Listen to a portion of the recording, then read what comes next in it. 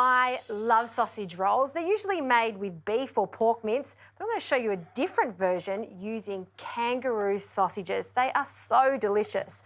So what I've done is given myself a bit of a head start here. Onions, carrot, I've fried off in some oil, a pinch of salt, and you want them to soften. Now I'm just going to allow this to cool down because we need to add this to our mixture in a moment. So for the Kangaroo sausages, I'm going to be using bush tomato sausages. I love the flavour of them.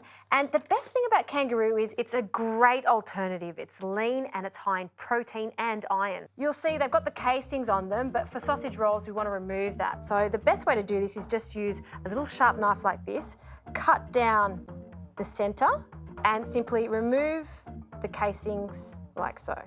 Now, of course, you can use just plain mince, but I think these sausage rolls are going to taste even better with these sausages because of the bush tomato that's added to this. So we'll just take all the skins off and then we can add our carrot and onion.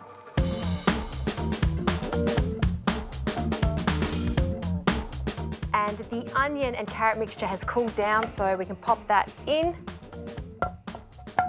Some breadcrumbs. I like to use some fresh breadcrumbs, about a handful, a good pinch of salt, and freshly cracked pepper. Now, the best way to mix this is with your hands, just to combine everything together and squish it to really break down the Kangaroo sausages.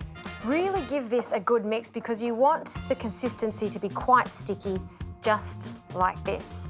Okay, pastry. I'm using just classic puff pastry you get from your supermarket. So 2 squares for my recipe, and we're going to cut that in half, straight down the centre. And working with 1 piece of pastry at a time, I'll place 1/4 of this mixture on one side, just down the base, and spread it out. And the meat will expand, so you don't want to overfill the sausage rolls. Some egg wash. And now we're just going to roll the sausage roll. You can see that the plastic's still there. That's okay. We can take that off now. And then roll again, and we want the seam side down. So press that down. Some more egg wash. I have a mixture here of sesame seeds, fennel seeds, some nigella seeds.